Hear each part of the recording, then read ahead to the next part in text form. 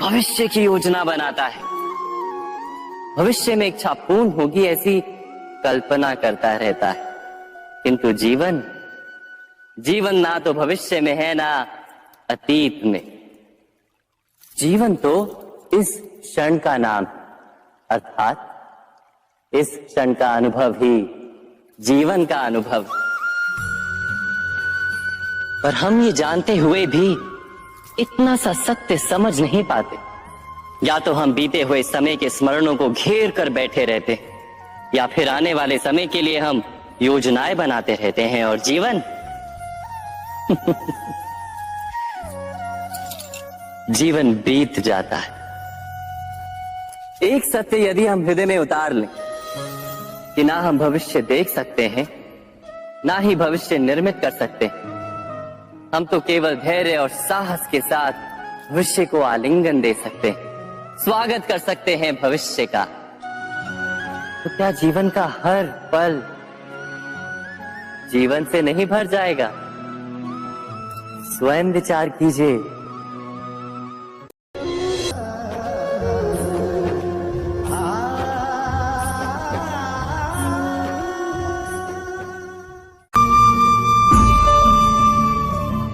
प्रत्येक मनुष्य के जीवन में ऐसा क्षण अवश्य आता है जब सारे स्वप्न, सारी आशाएं, सारे दृश्य ध्वस्त हो जाते हैं। जीवन के सारे आयोजन ही बिखर जाते हैं।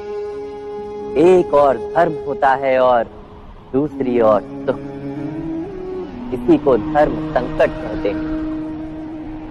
जब धर्म का वहन ही संकट हो और धर्म का त्याग ही सुख हो। विचार कीजिए, कभी किसी स्वजन के विरुद्ध सत्य बोलने का अवसर प्राप्त हो जाता है, कभी ठीक दरिद्रता के समय सरलता से चोरी करने का मार्ग प्राप्त हो जाता है, कभी किसी शक्तिशाली राजनेता से कोई भूल हो जाए उसके बारे में कुछ बोलना, क्या ये सत्य है?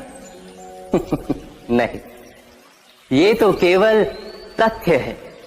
अर्थात जैसा हुआ था वैसा केवल बोल देना सामान्य सी बात। किंतु कभी कभी उस तथ्य को बोलते हुए भी भय लगता है। कदाचित किसी दूसरे की भावनाओं का विचार आता है मन, दूसरे को दुख होगा ये भय भी शब्दों को रोकता है। तो ये सत्य क्या है? क्या हमने कभी विचार किया है? जब भय रहते हुए भी कोई तथ्य बोलता है तो वो सत्य कहलाता है। वास्तव में सत्य कुछ और नहीं, केवल निर्भयता का दूसरा नाम। और निर्भय होने का कोई समय नहीं होता, क्योंकि निर्भयता आत्मा का स्वभाव है। अर्थात क्या प्रत्येक क्षण सत्य बोलने का क्षण नहीं होता?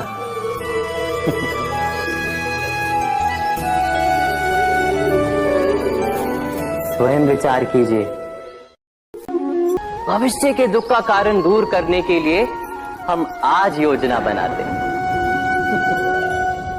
किंतु कल के संकट को आज निर्मूल करने से हमें लाभ मिलता है या हानि पहुंचती है? ये प्रश्न हम कभी नहीं करते। सत्य तो ये है कि संकट और उसका निवारण साथ जनते हैं, व्यक्ति के लिए भी और सृष्टि के लिए भी। नहीं, आप अपने भूतकाल का स्मरण कीजिए, इतिहास को देखिए। आप तुरंत ही ये जान पाएंगे कि जब जब संकट आता है तब तब उसका निवारण करने वाली शक्ति भी जन्म लेती है। यही तो जगत का चलन है। वस्तुतः संकट ही शक्ति के जन्म का कारण है। प्रत्येक व्यक्ति जब संकट से निकलता है तो एक पद आगे बढ़ा होता है, अधिक चमकता है, आत्मविश्वास से अधिक भरा होता है, न केवल अपने लिए अपितु विश्व के लिए भी। क्या ये सत्य नहीं? वास्तव में संकट का जन्म है एक अवसर का जन्म, अपने आप को बदलने का, अपने विचारों को ऊंचाई पर करने का अवसर, अपनी आत्मा को बलवान और ज्ञान मंडित बनाने का अवसर। जो ये कर पाता है उसे कोई संकट नहीं होता, किंतु जो ये नहीं कर पाता वो तो स्वयं एक संकट है विश्व के लिए। विचार कीजिए।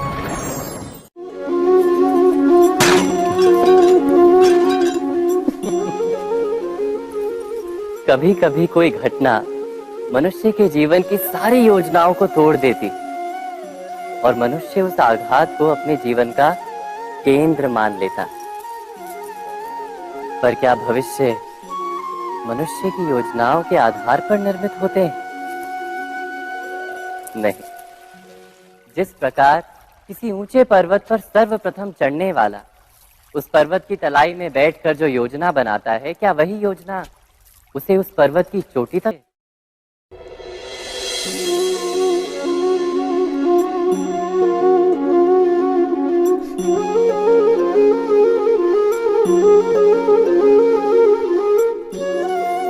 जीवन का हर क्षण निर्णय का क्षण होता है। प्रत्येक पद पर दूसरे पद के विषय में कोई निर्णय करना ही पड़ता है और निर्णय अपना प्रभाव छोड़ जाता है। आज किए गए निर्णय भविष्य में सुख अथवा दुख निर्मित करते हैं, ना केवल अपने लिए, अपने परिवार के लिए भी, आने वाली पीढ़ियों के लिए भी। जब कोई दुविधा सामने आती है तो मन व्याकुल हो जाता है, अनिश्चय से भर जाता है। निर्णय का वो क्षण युद्ध बन जाता है और मन बन जाता है युद्ध भूमि। अधिकतर निर्णय हम दुविधा का उपाय करने के लिए नहीं, केवल मन को शांत करने के लिए लेते हैं। पर क्या कोई दौड़ते हुए भोजन कर सकता है? नहीं। तो क्या युद्ध से जूझता हुआ मन कोई योग्य निर्णय ले पाएगा?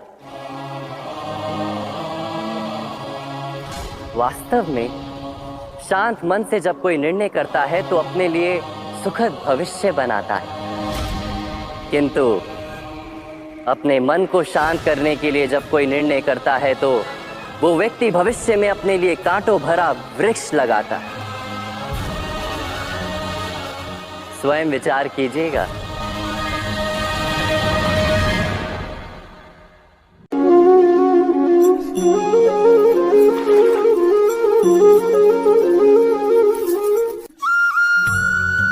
जीवन में आने वाले संघर्षों के लिए जब मनुष्य स्वयं को योग्य नहीं मानता, जब उसे अपने ही बल पर विश्वास नहीं रहता, तब वो सद्गुणों को त्याग कर दुर्गुणों को अपनाता है। वस्तुतः मनुष्य के जीवन में दुर्जनता जन्म ही तब लेती है जब उसके अंतर में आत्मविश्वास नहीं होता। आत्मविश्वास ही अच्छाई को धारण करता है। ये आत्मविश्वास है क्या?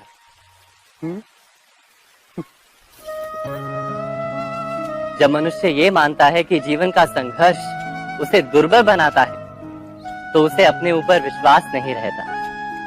वो संघर्ष के पार जाने के बदले संघर्ष से छूटने के उपाय ढूंढने लगता है। किंतु जब वो ये समझता है कि ये संघर्ष उसे अधिक शक्तिशाली बना दे, ठीक जैसे व्यायाम करने से देह की शक्ति बढ़ती, तो प्रत्येक संघर्ष के साथ उसका उत्साह बढ़ता है।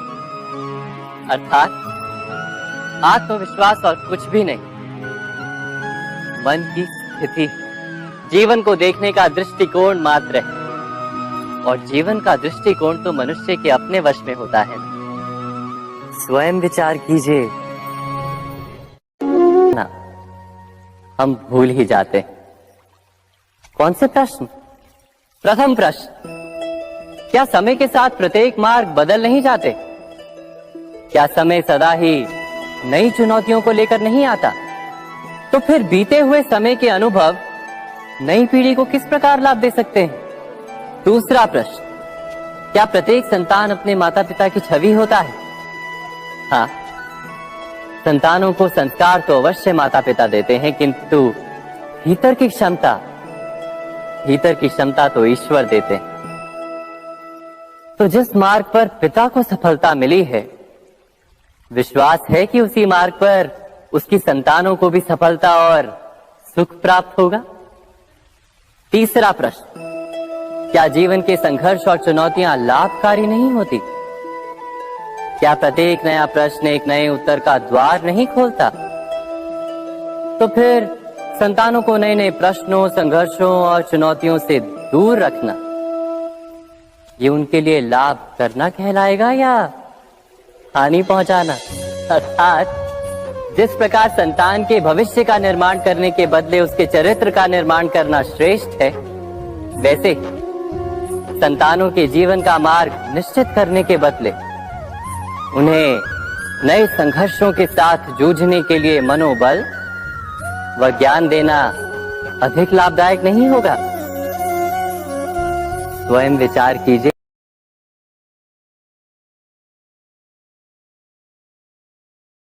आपने अक्सर लोगों को बोलते हुए सुना होगा कि सब मोह माया है, लेकिन सत्य तो यह है कि इस तरह के शब्दों का प्रयोग करने वाले ही माया से परिचित नहीं होते।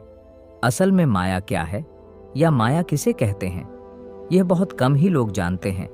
हालांकि हमारे ग्रंथ हमें बताते हैं कि माया क्या है, लेकिन फिर भी लोगों ने उस आन पूरी तरह माया में उलझा हुआ है। मतलब यही है कि वह जिंदगी के मूल्यों को भूलकर छोटी छोटी तुच्छता दिखा रहा है। अर्थात मनुष्य ऐसे कामों में, ऐसी चीजों की उत्पत्ति करने में फंस जाता है जो बिल्कुल भी स्थायी नहीं है। जब आप यह जानते हैं कि कोई चीज स्थायी नहीं है, तो आपको उसमें अपना मन नहीं लगाना चाहिए, बल्कि आपको उस पर ध्यान केंद्रित करना चाहिए जो सर्वज्ञ और सर्वथा है।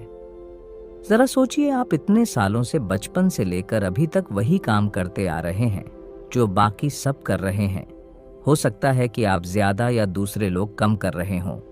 यही काम आपके पिता ने किया होगा, और यही उनके पिता ने किया होगा, और यही उनके भी पिता ने। ऐसा ही कितने सालों से लोग दोहराते आ रहे हैं।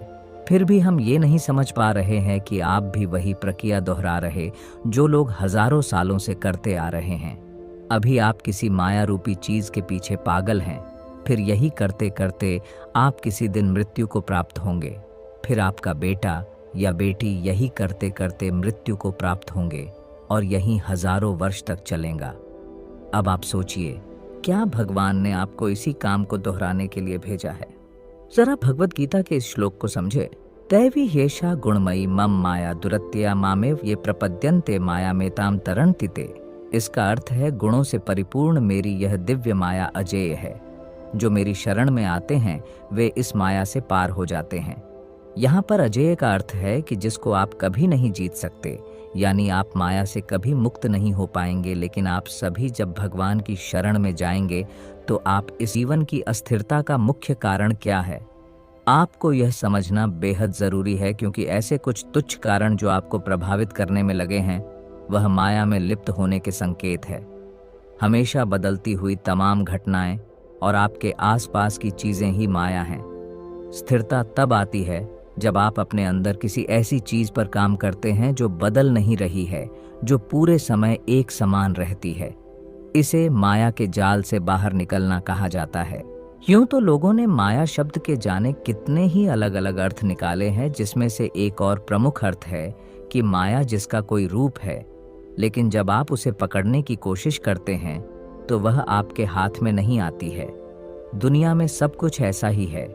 आपको कोई चीज बड़ी सुंदर लगती है, आपको आकर्षित करती है, आप उसके लिए तड़पने लगते हैं, यहाँ तक कि यदि वह नहीं मिलती तो लोग आत्महत्या भी कर लेते हैं। लेकिन सत्य इन सब से परे है। सत्य यह है कि माया बदलती रहती है, और जब आपको कोई ऐसी चीज मिल जाती है जिसे पाने के लिए आप बेहद जिज्ञासु थे, तो बाद में वही चीज आपको खराब लगने लगती है। आपकी नजरों में उसकी कीमत कम होने लगती है, और धीरे धीरे आप देखते हैं कि आपकी नजरों में उसकी सुंदरता पूरी तरह खत्म हो गई। तो इस बात का निष्कर्ष यही है कि वह माया है जो आपको आकर्षित करने का काम करती है, आपसे दूर रहकर आपको विचलित करने का काम करती है। और यदि आप उसे गलती से हासिल भी कर लेते हैं तो वह अपना रूप बदलकर किसी और वस्तु में समाने लगती है, और फिर आप उसके पीछे लग जाते हैं। जो कुछ भी आपको विचलित करता है, भले भी वह कोई चीज हो या इंसान, तो आपको यह समझना चाहिए कि यह माया है और इसका काम सिर्फ आपको आपके मूल लक्ष्य से भटकाना है। इसके अतिरिक्त माया आपको कोई संतुष्टि नहीं देगी। यदि आप ऐसा सोचते हैं कि कोई महंगी गाड़ी लेकर आप खुद को संतुष्ट महसूस करेंगे, तो यह आपकी सबसे बड़ी गलतफहमी है। इसी प्रकार यदि आप किसी महिला को पाना चाहते हैं और आपको लगता कि यदि वह महिला आपके जीवन में आई तो आपको संतुष्टि मिलेगी, तो यह भी माया है और आपकी सबसे बड़ी भूल है। हर वह चीज जो तुमको अपनी तरफ खींचती है, आकर्षित करती है, आपके मन में उसको पाने के भाव बनाती है, वह सब माया है। ना ही उस चीज से संतुष्टि मिलती है जिसके आकर्षण की तरफ आप भाग रहे होते हैं। वही तो माया है।